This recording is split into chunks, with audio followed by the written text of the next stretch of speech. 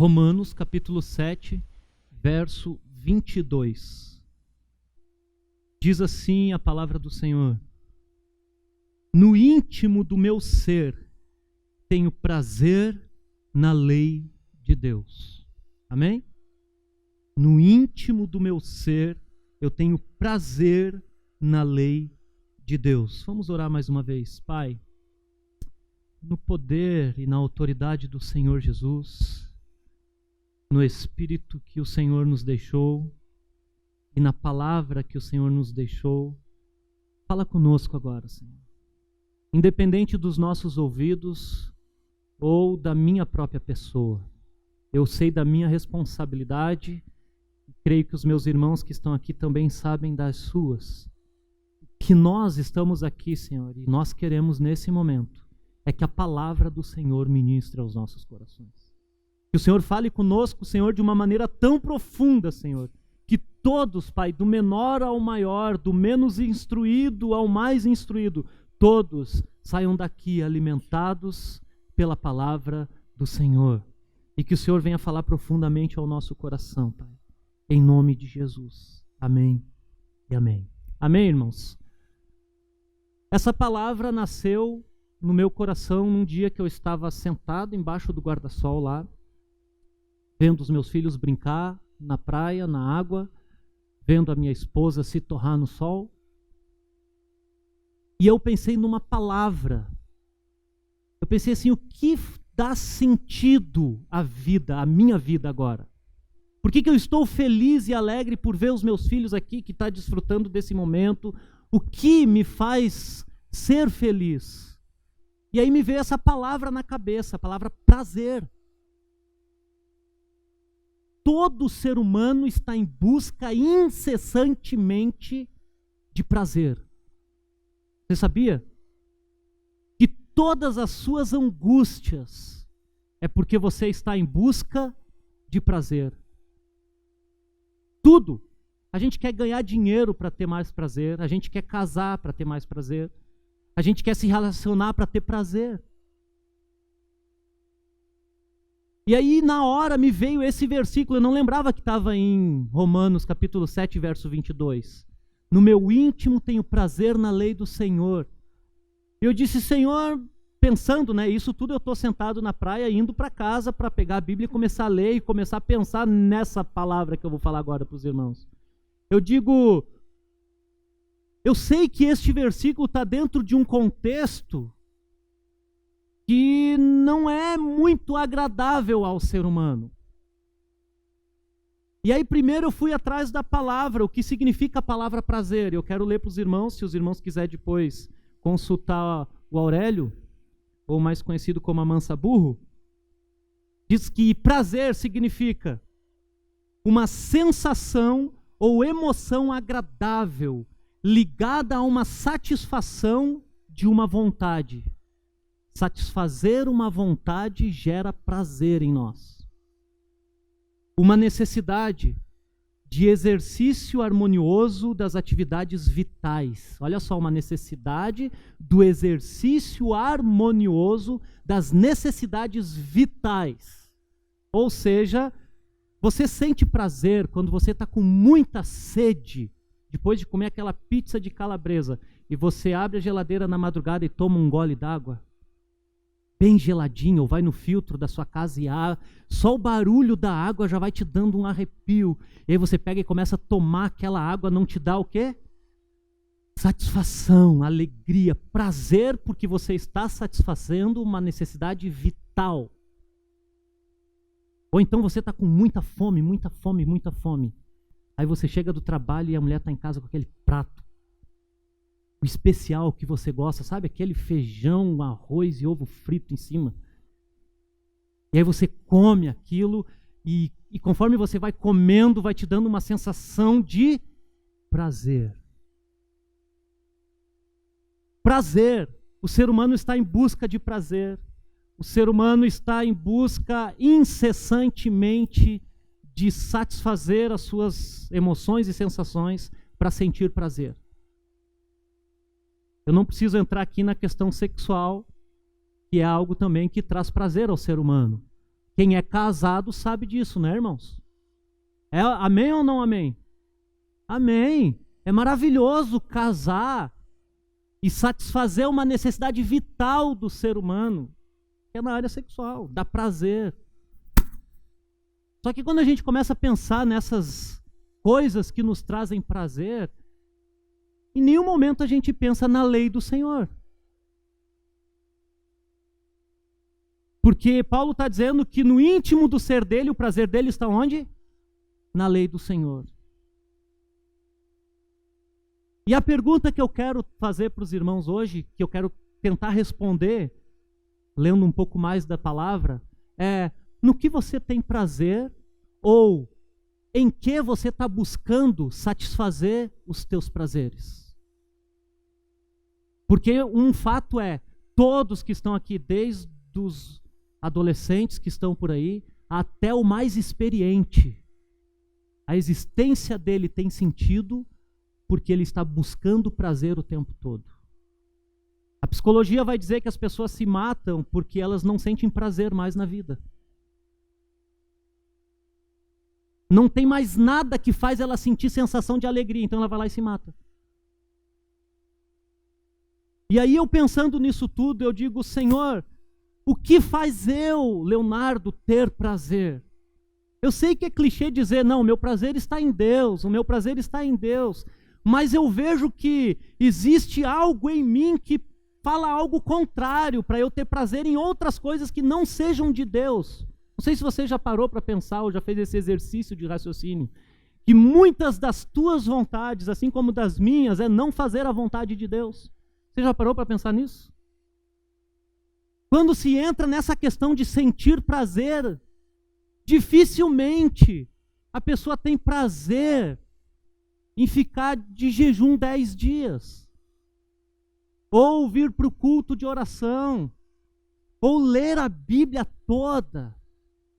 Esses exercícios espirituais são difíceis de fazer eles. Você concorda comigo ou não? São difíceis.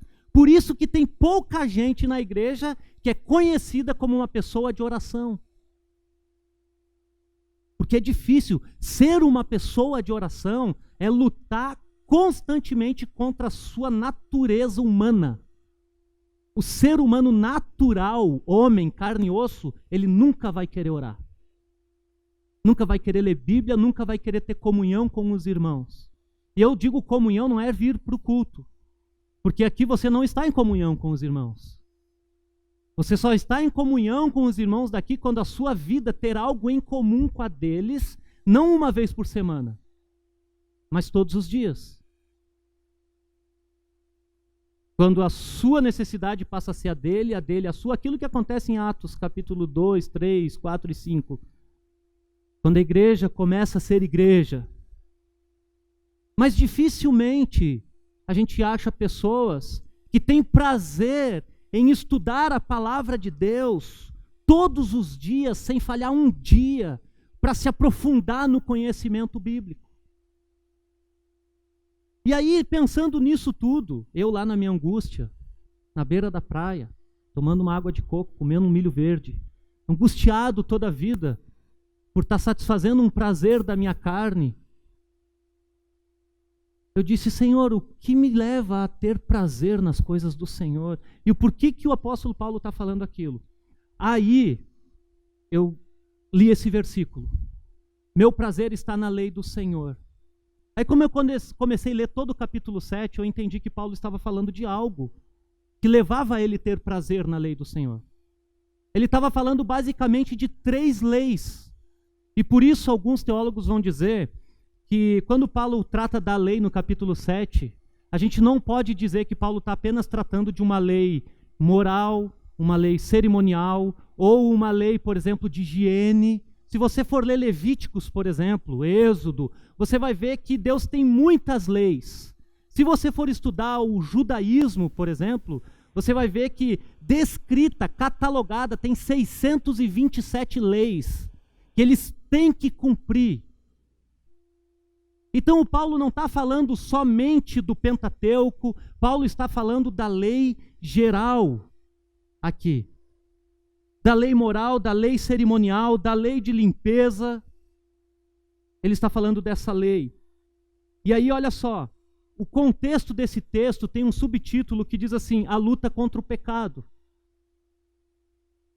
Se a tua Bíblia está aí, se você está com ela aberta, tu vai ver que antes do versículo 7 tem um subtítulo: a luta contra o pecado. Mas para você entender o que Paulo fala a partir do versículo 7, você tem que começar a ler no versículo 4, basicamente. O ideal é que você leia do capítulo 1 de Romanos até chegar no 7. Mas como a gente não tem tempo para fazer isso, a gente vai começar do versículo 4. Ok? Então olha aí na sua Bíblia o que está escrito. Assim, meus irmãos, assim como, se você ler um pouquinho antes, você vai ver que Paulo está falando a respeito da lei do casamento. E como que acontece isso para o judeu. Como que é essa lei do casamento que Deus estabeleceu? Aí ele diz: assim, meus irmãos, vocês também morreram para a lei, por meio do corpo de Cristo, para pertencerem a outro, aquele que ressuscitou dos mortos, a fim de que venhamos a dar frutos para Deus.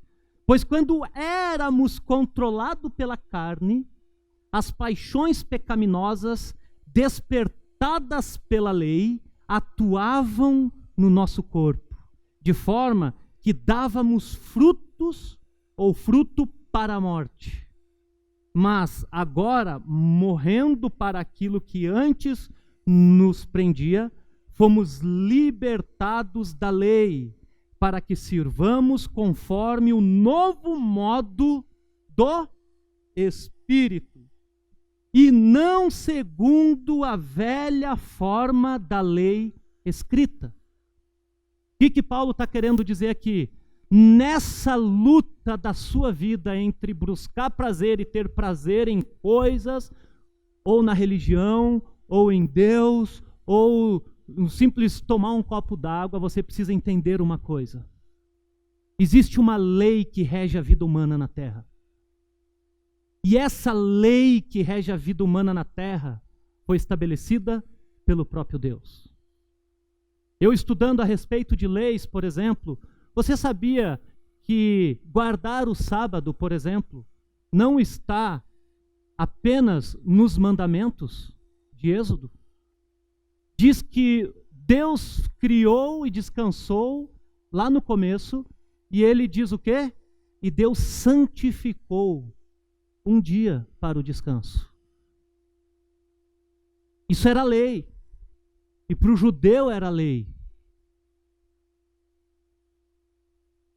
Paulo está falando para uma igreja que 50% era romano, ou seja, 50% era helênico, ou pessoas que não eram judias, e outros 50% eram judeus convertidos ao cristianismo. E aí ele vê que essa galera, por olhar para Roma e o Império Romano, ele viam as pessoas buscando ter prazer e satisfazer os seus prazeres em várias coisas. No sexo livre. Os romanos, inclusive, tinham deuses que eram adorados por causa do sexo livre. Então ele via uma igreja confusa e a outra igreja que tinha prazer não na deturpação do mundo, da sexualidade ou do paganismo, mas um prazer na lei estabelecida no Antigo Testamento, porque eram judeus.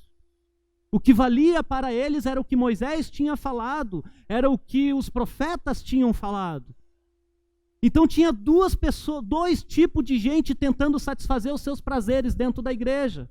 Um tipo de gente buscando no paganismo, nos falsos deuses, na sexualidade, e outros buscando prazer para a vida na religião.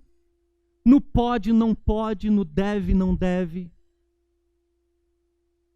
E é isso que Paulo está querendo tratar. Só que, o que ele precisa tratar quando entra no campo do sentir prazer nas nossas vidas? Ele precisa tratar a natureza pecaminosa que está dentro de você e de mim. Porque senão a gente nunca vai entender o que Jesus fez.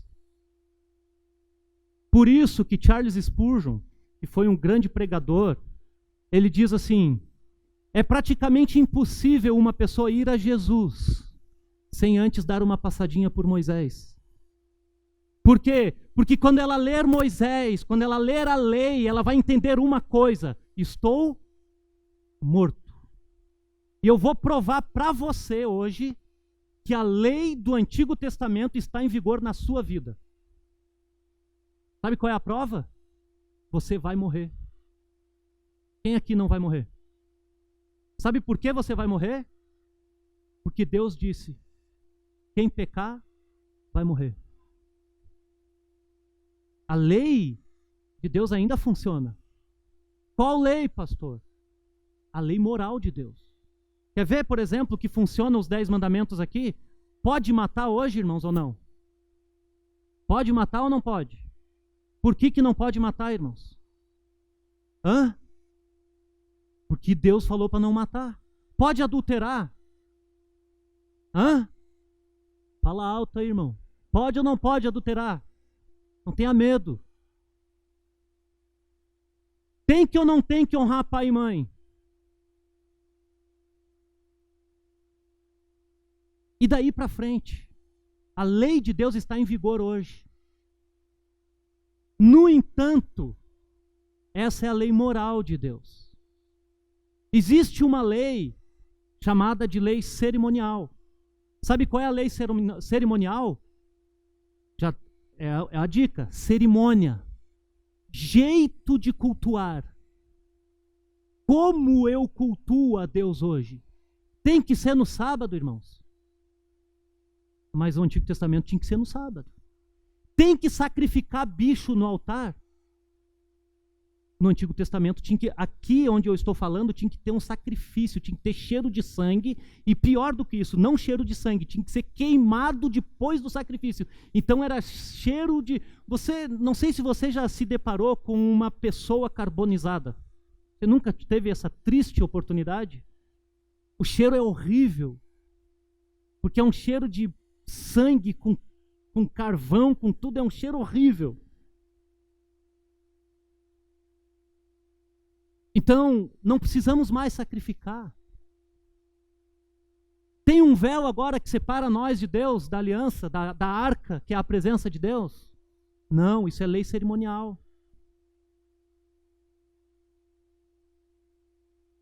O que mais que nós temos que fazer ou não? Tem que lavar a mão para comer, irmãos, o alimento? Sim, mas se você... todas as vezes que come o alimento, você lava a mão? Não. E por que tu não morre? Isso é cerimônia. Tem que ser na igreja o culto. Na antiga aliança, precisava de um local para cultuar. Então imagina o nó que Paulo está dando na cabeça do povo. Quando ele diz... olha o verso 6. Mas agora, morrendo para aquilo que antes nos prendia, fomos libertados do quê? Do que nós somos libertos quando Jesus Cristo morreu? Da lei. Para que sirvamos conforme o novo modo, que é o Espírito. E não segundo a velha lei escrita. O que Paulo está dizendo, irmãos? O que é velha lei escrita aqui? É o Antigo Testamento. Então eu digo que qual que é o grande problema dessa questão de satisfação de prazer ou não? Tem 2 tipos de crente hoje na igreja. Aquele cara que embarca na graça e usa a graça contra o Deus da graça. E aquele cara que segue a lei, as rígidas. E aquele cara xiita, que não existe no nosso, porque isso é judaísmo, mas ele se torna então o cristão chato. Conhece? Tem o judeu xiita e o cristão chato. É aquele cara que não pode nada. Tu não pode cortar o cabelo, tu não pode fazer a barba, tu não pode usar essa roupa, tu não pode vir para o culto assim, tu não pode. Esse é o cara que está na lei.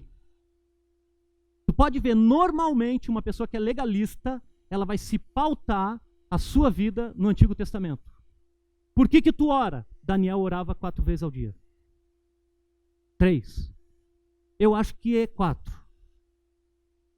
Porque As 3 é o que ele fala. Eu acho que ele tinha um momento secreto ainda. Porque homem de oração, ou mulher de oração, primeiro que não precisa falar que ele ora. Tu vê na vida dele que ele ora. Ele não precisa dizer eu oro. Tu percebe na pessoa que ela ora. Normalmente a pessoa legalista, ela vai se basear no Antigo Testamento. E o liberal pode tudo, porque agora eu fui conquistado pela graça, então eu posso satisfazer os meus prazeres do jeito que eu quiser, e Deus vai me aceitar assim mesmo. Ele embarca na graça. O que acontece? Ele usa tanto um quanto o outro estão errados, Paulo está dizendo. Porque agora tem um novo jeito de viver e buscar prazer. E aí que ele entra no versículo 7. Olha o verso 7. Que diremos então? A lei é pecado? De maneira nenhuma. De fato, eu não saberia o que é pecado, a não ser por meio da lei. Se não dissesse Deus para Adão, não coma do fruto do conhecimento, da árvore do conhecimento do bem e do mal. Se Deus não tivesse falado isso, Adão não poderia desobedecer. Você só sabe o que não é para fazer porque alguém disse que não é para fazer. Esse é o poder da lei. A lei mostra que você sempre vai ser condenado. E o fato disso é que todos aqui vão morrer. A lei da palavra de Deus foi escrita e capacitada pelo Espírito Santo para Moisés escrever e todos os seus profetas, para mostrar para o ser humano que ele não tem chance diante da lei de Deus. Jesus mesmo fala isso no capítulo 5 de Mateus. Lá ele diz, está escrito, não matarás, eu contudo vos digo, se alguém se irar contra o seu irmão, matou ele. Aí eu pergunto, alguém já ficou com raiva do pastor? Você é um assassino. A lei mostra para nós que nós estamos perdidos diante de Deus. Pastor, então a gente não precisa mais considerar o Antigo Testamento? Eu acabei de falar que não. A lei vigora ainda. A moral, a cerimonial não, acabou em Jesus. A moral vigora ainda. E aí Paulo continua falando. De fato, eu não saberia o que é pecado se a lei, a não ser por meio da lei. Pois na realidade, eu não saberia o que é cobiça se a lei não dissesse, não cobiçarás. Sabe o que é cobiça? É você querer o que não é seu. Aí eu pergunto, tem algum... Como é que fala a pessoa que cobiça? Invejoso? Tem algum aí, irmãos? Olha só que igreja santa. Tem ninguém. Ninguém que não quer o que não é seu. Irmãos, quem de nós nunca se envolveu em algum problema por querer algo que não é seu?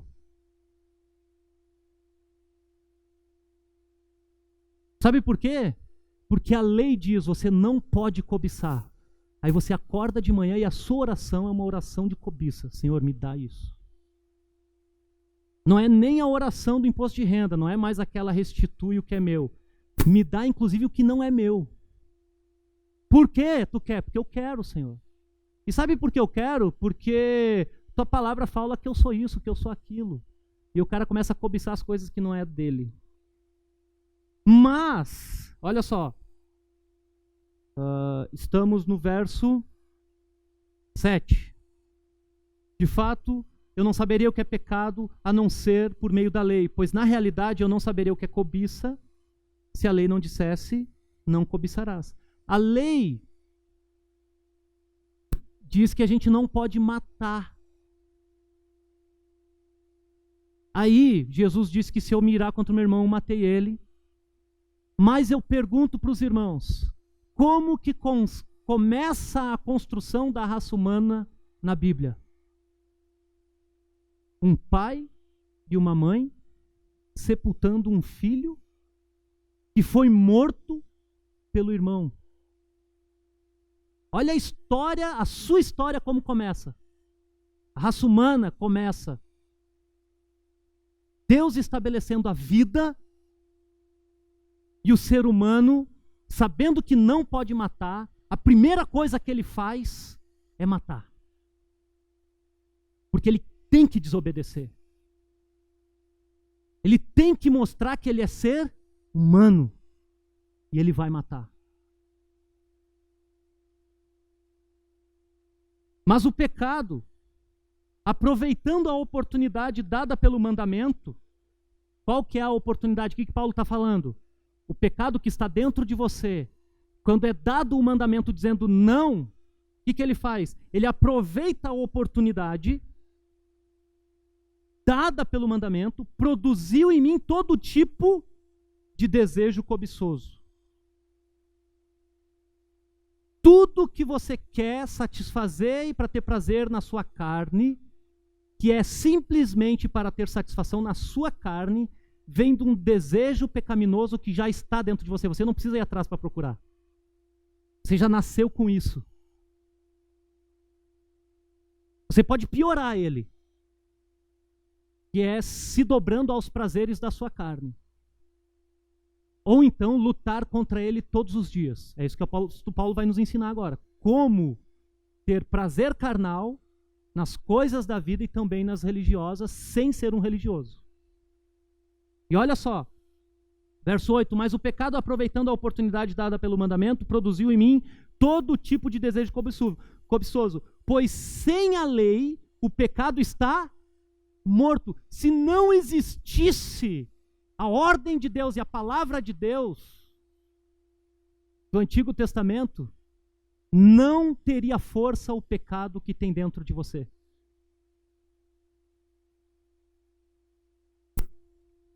Pois sem lei o pecado está morto. Antes do que aqui, irmãos? Versículo 9, o que Paulo está falando? Antes do que? Antes de conhecer Jesus. Antes de ter um encontro com Cristo no caminho para Damasco. Antes dele ser impactado com a vida do Cristo, Deus encarnado. Ele disse, antes, eu vivia sem lei. Mas quando o mandamento viveu, o pecado reviveu e eu morri. Olha que tom pessoal que Paulo está tratando da questão do prazer que ele tem. Descobri que o próprio mandamento, destinado a produzir vida, na verdade produziu morte. Pois o pecado, aproveitando a oportunidade dada pelo mandamento, enganou-me e por meio do mandamento me matou. De fato, a lei é santa, o mandamento é santo, justo e bom. Então o que é bom se tornou morte para mim? De maneira nenhuma. Mas para que o pecado se mostrasse como pecado, ele produziu morte em mim. Olha só, irmãos, para você entender que você é um pecador e que você precisa da graça de Jesus, você precisa morrer. Por isso que eu digo que você não precisa nenhuma experiência com Deus para acreditar que Deus é o Salvador da sua vida. Você precisa simplesmente ter um entendimento que um dia você vai morrer. E para isso você não precisa da Bíblia, para isso você precisa apenas olhar para a humanidade. Por que o mundo está em desespero hoje, irmãos? Por que São Bento do Sul lotou os postos para se vacinar? Febre amarela. O que a febre amarela acontece, irmãos? Mata. E o ser humano não quer morrer. Aí tem o coronavírus. E o mundo está em pânico por causa do coronavírus. Sabe por quê, irmãos? O coronavírus mata. E o ser humano não quer morrer. Então, para você ter uma experiência com Deus, Deus não precisa provar nada para você. Ele só diz uma coisa. Olha para a humanidade, olha para a sua vida mesmo. Um dia vai acabar. E esse que é o problema. Quando acabar, o que você vai fazer? Lembra? Louco! Essa noite pedirão a sua alma. E tu tem o que para dar?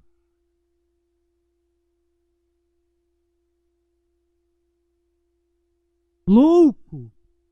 Onde você está buscando satisfazer os seus prazeres? Pois o pecado, aproveitando a oportunidade dada pelo mandamento, enganou-me e por meio dele o mandamento me matou. De fato, a lei não tem problema. O problema não está no Antigo Testamento. O problema não está no que Moisés escreveu. O problema não está na velha aliança. O grande problema está num ser chamado ser humano, que sou eu e é você. Então, o que é bom se tornou morte para mim? De maneira nenhuma, mas para que o pecado se mostrasse como pecado, ele produziu morte em mim, por meio do que era bom. O que é bom aqui? A lei, a palavra de Deus que diz. Mas o pecado me matou, e de modo que por meio do mandamento ele se mostrasse extremamente pecaminoso. Sabemos que a lei é espiritual. Eu, contudo, não sou. E aqui ele usa um termo interessante. Fui vendido como escravo para o pecado. Esse termo é interessante. Está dando para entender, irmãos? E não dá hora mais que o Espírito revela. Ele diz, fui vendido como escravo ao pecado. A gente precisa entender o que Paulo está falando aqui, para depois, lá na frente, você não usar o texto da maneira que não é para ser usada. Por exemplo, um escravo, no contexto das pessoas que Paulo está falando, ele quer ilustrar como é que funciona a lei e a sua vontade para ter prazer. Um escravo, irmãos, quando é comprado pelo seu senhor, qual é o direito que esse escravo tem para a sua existência? Nenhum. Ele simplesmente abaixa a cabeça e diz sim, senhor. E Paulo está usando um termo que as pessoas entendem para saber o poder do domínio do pecado sobre a sua vida. Ele diz, o apóstolo Paulo está dizendo, eu fui vendido como escravo ao pecado. Eu agora não faço o que eu quero. Lembra esse versículo que é o próximo? Olha aí na sua Bíblia. Não entendo o que faço, porque um escravo, ele não tem que perguntar para o Senhor por que eu estou fazendo, ele simplesmente diz, sim, Senhor. Eu não entendo o que faço. Paulo está dizendo assim, não é que eu sou bobo e estou pecando, eu sei que estou pecando, mas diz, o Paulo falou que eu não sei o que eu faço, então quando eu peco, o problema não é meu, o problema é do pecado que está em mim. Não, ele diz que você tem consciência disso. Eu não entendo o que faço, pois eu não faço o que desejo, mas o que eu odeio.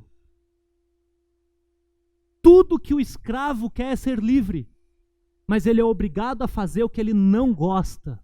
Para quê? Para garantir a sua existência. Então Paulo dá um exemplo para mostrar para nós o quão poderoso é o pecado nas nossas vidas. E como a gente não pode achar que eu já venci e estou pronto para resolver todos os problemas de pecado e eu não vou pecar mais. Não, Paulo está dizendo, eu fui vendido, eu não faço o que eu quero, mas o que eu odeio. Por quê? Olha o verso 16. E se faço o que não desejo, admito que a lei é boa, mas neste caso, não sou mais eu quem faz, mas o pecado que habita em mim. Ele não desassocia a sua vida como discípulo de Jesus de uma vida pecaminosa. Ele está dizendo, a vida pecaminosa de cometer pecado habita dentro de mim. Ele não está dizendo, eu agora sou o apóstolo Paulo aqui está o pecado do lado. E de vez em quando eu vou lá e dou uma pecadinha, daqui a pouco eu volto. Ele está dizendo, não, olha o texto que ele está dizendo. E se faço o que não desejo, admito que a lei é boa. Verso 17. Nesse caso, não sou mais eu quem faz. Eu quem faz aqui é o eu consciente, o eu psicológico. Mas é o eu que sou. Olha só o verso 17. Não sou mais eu quem faz, mas o pecado que habita em mim. O termo que ele usa para dizer que o pecado habita nele é o mesmo termo que ele vai usar lá na frente para dizer que o Espírito Santo agora habita nele. Ele se tornou a habitação do Espírito Santo, mas não deixou de ser um pecador. E essa é a confusão que o crente faz. Eu tenho o Espírito Santo, agora eu estou blindado, não vou cometer mais nenhum pecado. Irmão, não caia nesse engano. Você tem que saber lidar com a sua vida de pecado. Porque só vai acabar a sua vida de pecado, sabe quando? Quando você morrer e se encontrar com Jesus Cristo na eternidade. Ali, como preguei antes de ir de férias, ali vai ser o nosso momento da eternidade, sem a maldade e a malignidade do pecado sobre as nossas vidas. Enquanto você vive aqui, buscando prazer para a sua vida, você precisa de uma vez por todas entender que você é um pecador e vai morrer por causa deste pecado que está dentro de você. Não brinque com isso. Verso 18. Olha só, irmãos, não é o pastor Léo que está dizendo, é o apóstolo Paulo. Quem acha aqui que o apóstolo Paulo era um homem espiritual? Conhecia de Jesus ele ou não? Era cheio do Espírito Santo ou não? Olha o que o apóstolo Paulo vai dizer agora no verso 18. Sei que nada de bom habita em mim. Isso é, na minha casa. Como que ele sabe isso, irmãos? Porque a lei diz para ele que ele nunca vai conseguir. A lei mostra para ele que ele é um miserável pecador. Porque tenho desejo de fazer o que é bom, mas não consigo realizá-lo. Irmão, se eu dou essa declaração aqui, a diretoria me demite. Como, pastor? Tu foi contratado para ser santo. Como tu vem dizer que não consegue fazer o que é bom, mas só o que é mal? Porque, irmãos, nós estamos lidando com algo que somente Jesus Cristo conseguiu vencer, que é a natureza humana. Você lida dentro de você com seu pior inimigo, que é o você mesmo, habitado pelo pecado, escravizado, vendido como escravo para o pecado. Esse sou eu e é você. Este é o apóstolo Paulo dizendo: pois o que faço não é o bem que eu desejo, mas o mal que eu não quero fazer, este eu continuo fazendo. Paulo diz assim: eu oro de manhã e digo, eu não quero fazer isso, não quero fazer, não quero fazer, não quero fazer, Senhor, me livra, Senhor, do mal. Ele bota a cara na rua, ele começa a fazer tudo aquilo que ele orou para não fazer. Esse é o apóstolo Paulo. E agora, qual que é o problema? Por que que a igreja precisa entender a sua vida de pecador, para entender a graça e para entender o poder da vida de Jesus na sua vida? Porque sem essa consciência de saber que você está sujeito do domínio do pecado, ele está fazendo com que você faça o que você odeia. Olha o que Paulo está falando, ele está dizendo, eu faço o que eu odeio. Eu não quero pecar. Por quê? Porque essa é a mente de todo salvo. Nenhuma pessoa que foi encontrada por Jesus Cristo tem prazer no pecado.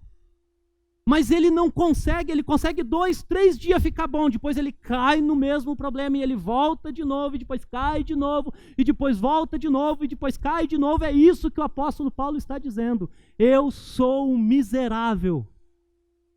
E não é um miserável qualquer, é um miserável pecador. Por quê? Porque eu faço o que não desejo. Por que que eu faço o que eu não desejo? Ora, se eu faço o que eu não quero, verso 20, já não sou eu quem faz, mas o pecado que é meu, que está em mim. Dá para ver que ele nunca desassocia a natureza pecaminosa da vida e consciência dele? Por isso que eu digo, irmãos, ser santo não é parar de pecar. Ser santo é como você lida com o pecado que está dentro de você. Porque aquele que diz que não tem pecado é mentiroso, diz o apóstolo João. Então não me diga que você é espiritual porque você tem incapacidade de pecar. Porque se você vem com esse papo dizer que você é espiritual porque você não peca, você é mentiroso. Porque todos pecam. Paulo começa esse assunto no capítulo 3, versículo 21, e diz assim: porque Deus encerrou todos debaixo do pecado, para agir com misericórdia para com todos. Nós não conseguimos ter prazer na vida, e um prazer santo, igual o apóstolo Paulo vai falar no versículo 22, que a gente está chegando lá, se a gente não ter uma consciência de levantar todo dia e declarar guerra contra eu mesmo. C.S. Lewis disse que você, dentro de você, tem dois cachorros, o branco e o preto. Ele diz, sabe qual é o cachorro que vai ganhar? Aquele que você der mais comida. E a ilustração é dois cachorros, um branco e um preto, querendo se pegar. E ele diz, você quer que o branco ganhe?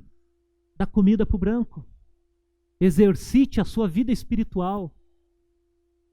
Agora, se tu quer ser carnal, não precisa fazer muita força, só siga os cursos e o desejo do seu coração. Continuando o texto. Ora, se faço o que não quero, já não sou eu quem faz, mas o pecado que habita dentro de mim. Assim encontro esta lei. Olha só, por que o pecado é tão forte? Porque ele associa esta lei, que é a lei do pecado, dentro de mim. Olha o verso 21. Encontro essa lei que atua em mim. Quero fazer o bem. Quando eu quero fazer o bem, o mal está junto de mim. É mais ou menos assim. Você diz, eu quero ir para o culto. Você abre a janela, está chovendo. E aí o que vem na hora? Vou ver o gol do Fantástico.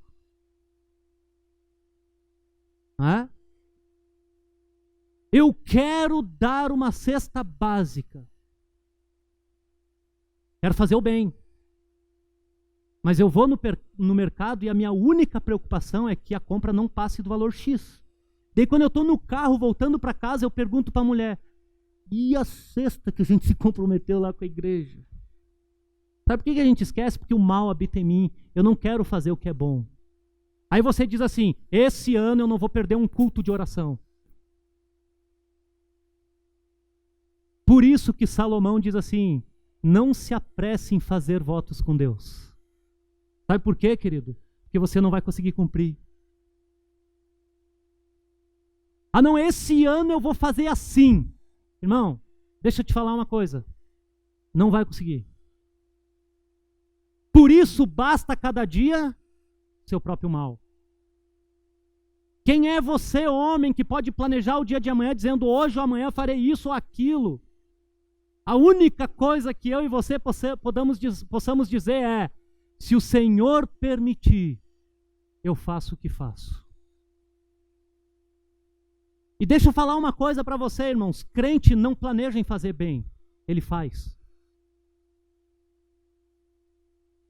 Crente, ele não tem o dia para evangelizar, ele evangeliza todos os dias. Crente, não tem o dia que ele está mais santo, todos os dias ele é santo. Porque ele é santo pela presença de Jesus que está nele, não pelo que ele é. Por isso não vem com esse papo que eu sou mais ou menos pecador.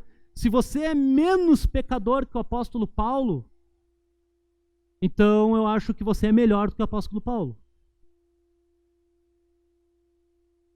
E aí ele diz, olha só, olha o verso 21. Assim encontro essa lei que habita em mim. Quero fazer o bem, mas o mal está junto de mim. Aí ele entra no verso 22. E é isso que eu quero pregar. Tá boa a introdução até agora? Então agora eu vou começar a pregação. Verso 22. No íntimo do meu ser, Paulo está dizendo, naquilo que eu medito, naquilo que eu quero, naquilo que é o meu desejo, naquilo que está lá dentro da minha mente, que eu não preciso falar para ninguém, no íntimo, aqui dentro, onde só Deus e eu sabemos onde está essa vontade, ela ninguém conhece, só eu e Deus. Ele sabe que no íntimo do seu coração está o quê? O prazer na lei de Deus. Deus sabe disso, irmãos. Por isso que você pode enganar o pastor, pode enganar os irmãos da entrada, pode enganar quem quiser. Deus você não engana. Se você tem prazer em Deus, a sua vida vai ser uma vida que busca satisfazer os seus prazeres. Mesmo sabendo que você é um pecador, naquilo que é bom para Deus. E é por isso que o apóstolo Paulo está dizendo, meus irmãos, o caminho da santidade começa reconhecendo que você não consegue. O caminho da santidade começa você se entendendo como ser humano. E como ser humano você vai morrer. Sabe por que você vai morrer? Porque a lei de Deus diz você vai morrer. No íntimo do meu ser, tenho prazer na lei de Deus. Mas vejo outra lei atuando nos meus membros e no meu corpo. Guerreando, olha só como é que é a vida do discípulo de Jesus. Guerreando todos os dias. Guerreando.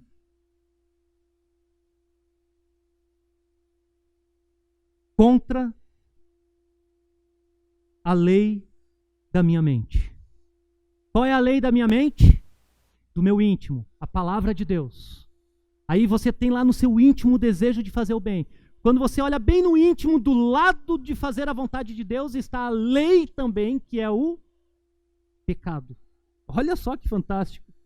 Mas vejo outra lei atuando nos meus membros, do meu corpo, guerreando contra a lei da minha mente, tornando-me prisioneiro da lei do pecado que atua nos meus membros. Em outras palavras, Paulo está dizendo, eu sou corpo, alma e espírito. Já viu essa discussão aí no meio da teologia, não?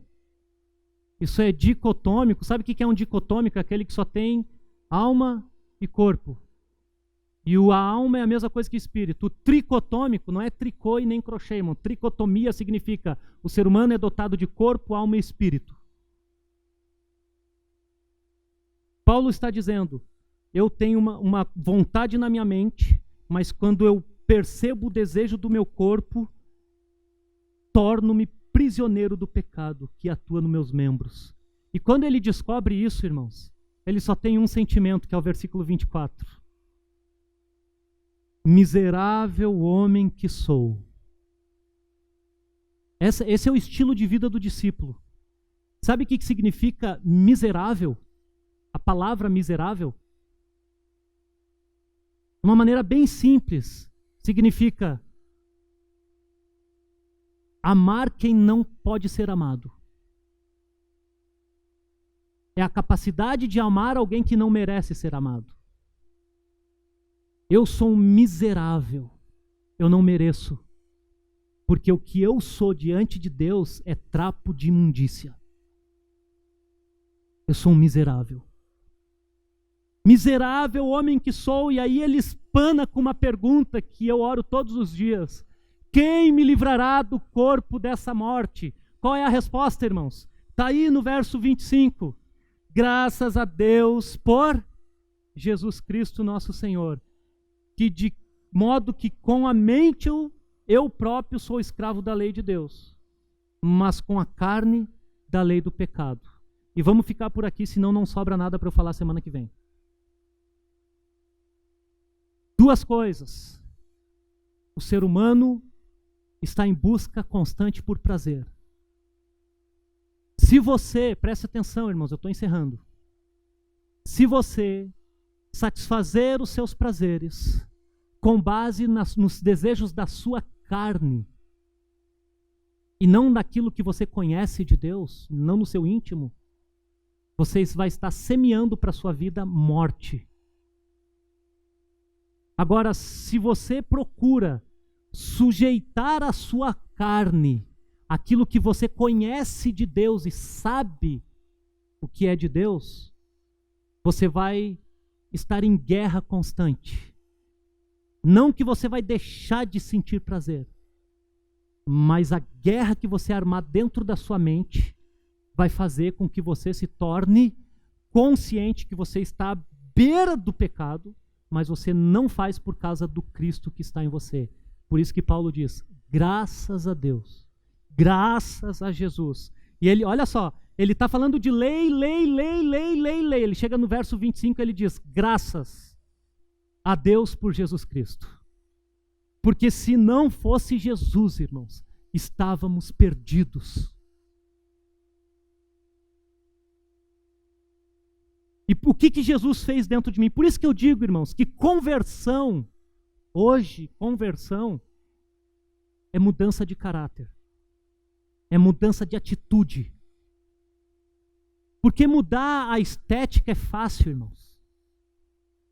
Se tem ruga, bota o botox, resolve. Se tem muita pele, tira. Se tem pouca, bota.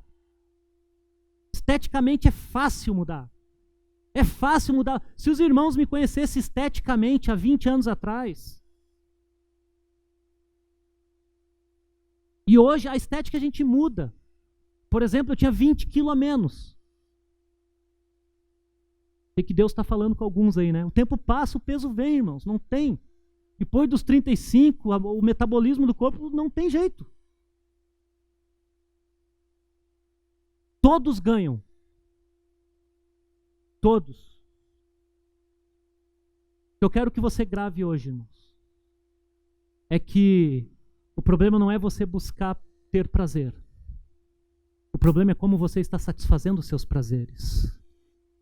E para você conseguir satisfazer os seus prazeres da maneira que Deus se agrada, você precisa entender quem você é. Para fazer saber lidar com quem você é.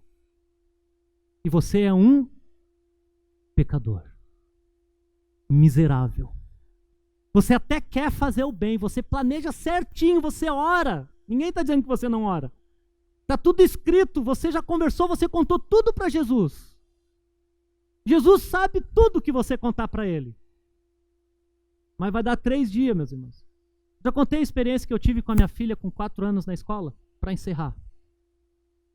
A Isabel era aluna da Vanessa numa escola. A Vanessa dava aula numa escola particular e a Isabel era aluna dela.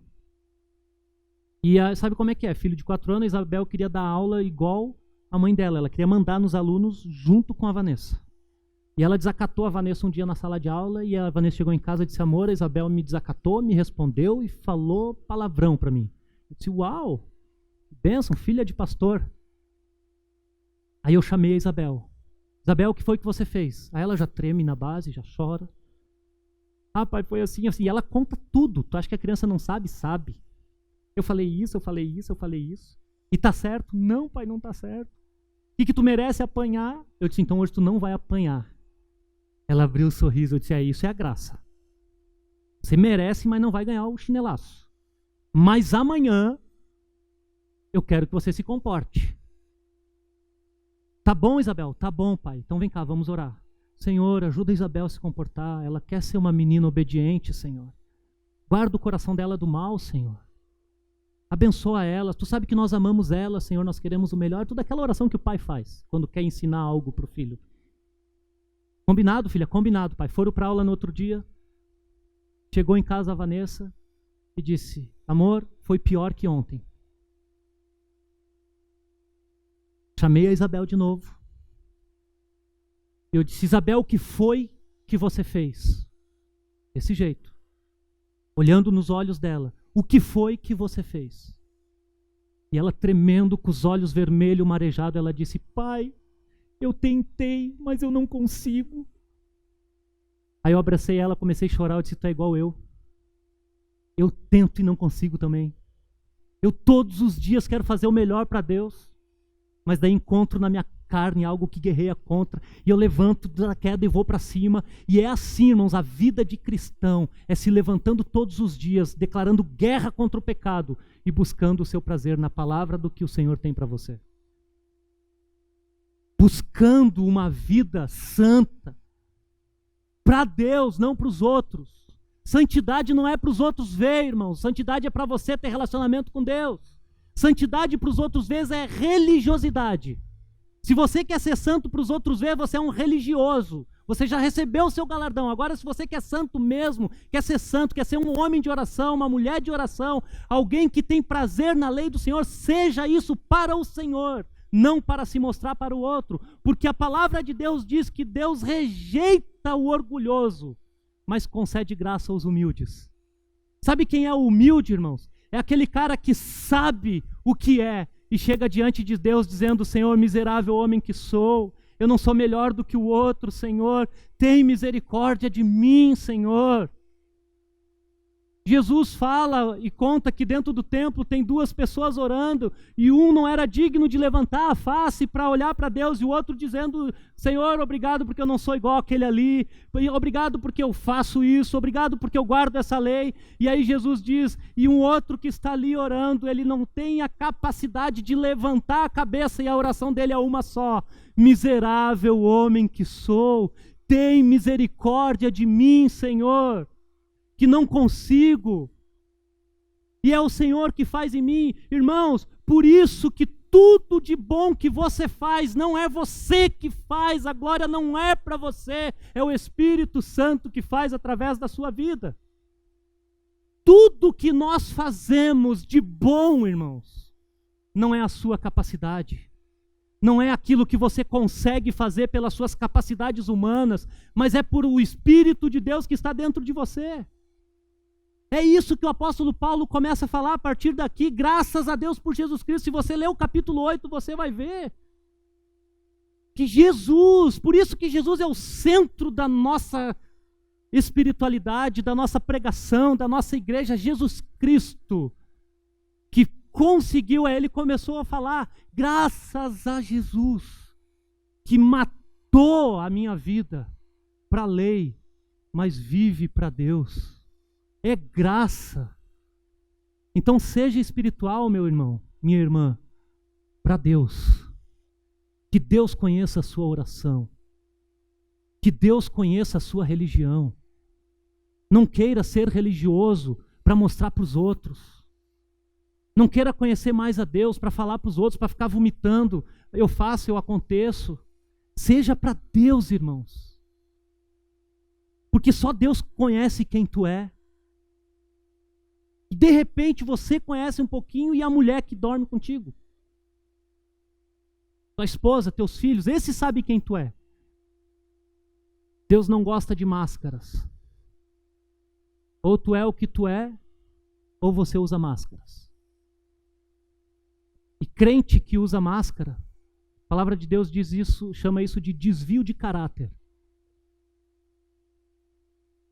Religiosidade, ou uma palavra bonita que ele usa para dizer esse desvio de caráter, é hipócrita. Amém, irmãos?